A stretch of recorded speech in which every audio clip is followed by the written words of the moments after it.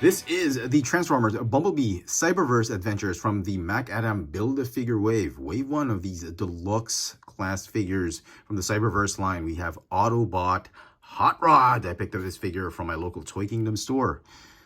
From originally being priced at $34, is now on clearance here in Manila, at least for $16. I'm pretty sure this thing is going to go down in price in a couple more months. Maybe in December it'll probably go down to $10, $8.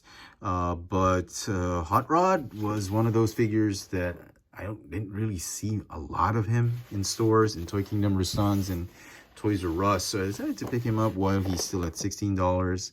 I've heard some good reviews about this figure, and some of you have recommended this figure as well. So let's find out. Let's get this guy out of packaging. And here is Hot Rod out of packaging, and the figure looks amazing. When I first saw him in packaging, I thought this was going to be a very, very dull figure, but the figure looks great. I'm getting so much of that animated vibe, like Transformers Animated. Remember that series with those thin legs, thin limbs, and this big lower limbs and all that? Getting so much of that. In fact, if you remember that other show called Robots in Disguise, where Bumblebee was the team leader, he's kind of giving off that sideswipe vibe.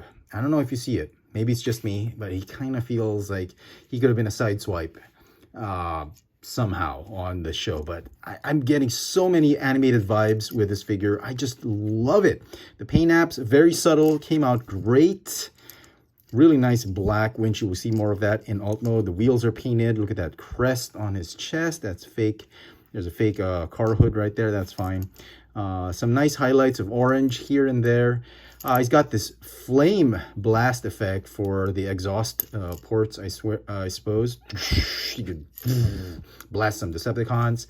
He is, however, sadly missing a blaster pistol. I mean, that would have made this figure perfect.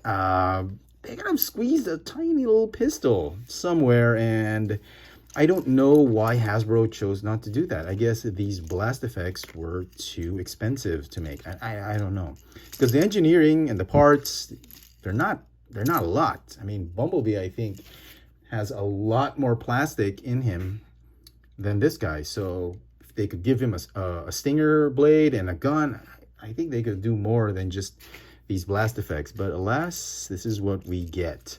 Articulation for the figure. He's got a ball jointed neck. He's got a waist swivel. Shoulders are on ball joints, and there's a really tight hinge right here because of transformation. And every time you try to transform him back and forth, these shoulder joints just love to pop on either shoulder. I mean, really, I don't know why. So he's got a hinge right here for the, I guess, elbow or bicep, and then there's a ball joint right here. Wrist, they're on swivels. Ball jointed hips, you do the splits, forward and backward. Thigh swivel, hinge knees, and the ankles can go up and down, and have the rocker tilt. And for some size comparisons, here is Hot Rod with Hot Rod, Studio Series 86 Hot Rod, as well as Bumblebee and Optimus Prime, both from the same Cyberverse Deluxe line. So, transformation, get rid of the blast effect. It's a shame because these blast effects, you can clearly see there's a peg hole right there. Should be, if you had a gun, you could plug it in like a flamethrower or something like that. Anyway. Okay, so first thing you want to do is the backpack. You want to unpeg it just like this, and then pull it out, swivel, that. And then these wingtips are going to fold underneath that windshield and roof. Okay, and then this piece right here, the front part of the car, the grille, it's going to extend like that, and then it's going to stay right there for the time being. Okay, straighten out the head, straighten out the arms, and like I said, these hinges of doom, you gotta, come on, fold it up like that, and then fold them up like that. Hinges of doom, so tight. And then just like in the Bumblebee transformation, you have to find a way to sort of squeeze in that grill in between those shoulders. It's a much easier transformation than Bumblebee's hood and front part of the car, I'll give you that. Okay, and then the feet, you straighten them out and then fold them up like this. Form the rear part of the car. And then what you do is these thin thighs are going to collapse right underneath those lower legs. It can be a little tricky when you're first trying to do it, but just push it in. Ow, that hurt. Push it in like that, and it should be able to tab in, form the rear part of the car. And maybe I should have done this one first, then this, because this one has the peg. So try it again. Oh, okay, this one's much easier. Okay, and then tab the feet together. Make sure everything's square. Okay, and there you go. There is Hot Rod in his Hot Rod sports car alt mode. Very similar to the Make type of boxy sports car feel like Bumblebee. The flames, there are these two rectangular pegs. They're going to peg onto those slots right there. Okay, same on the other side. They're going to peg in right there. Okay, and that completes the transformation. Actually pretty cool. Could be a mix of Cybertronian and Earth mode car makes, and car models. It looks great. The feet can be seen a little bit, just a little bit. It's fine. It doesn't really bug me as much. I wish the spoiler was a tad bit bigger, or they could have painted that yellow or orange. On that, it's fine. It's a great looking alt mode. Runs very nicely. Rolls very nicely.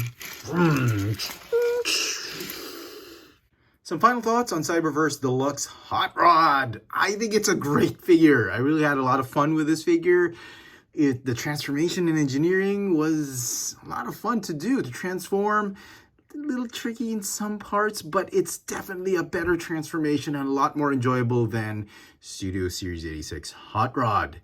The figure just is giving so much of that Transformers animated vibe, as well as robots in disguise. I mean, it's the perfect cartoony hot rod figure that we've had in a long time. I really enjoyed this figure. I just wish they could have given him a gun. The flame effects are fine, but was it too much to ask for a blaster pistol, a teeny tiny blaster pistol? A little blaster would have been perfect. This would have made this figure an absolute perfect figure. As it is, it's going to get a 9 out of 10 for me. I highly recommend this for all of you Cyberverse fans. If you love Hot Rod on the show, you're going to love this figure.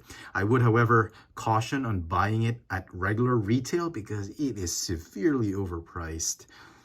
Hasbro should do something about it. Wait for clearance. I'm sure this figure is warming the pegs somewhere. You're better off getting it at clearance prices. Let me know in the comment section what you think of Cyberverse Deluxe Hot Rod. Hit that notification bell so you never miss out on any of my latest video reviews.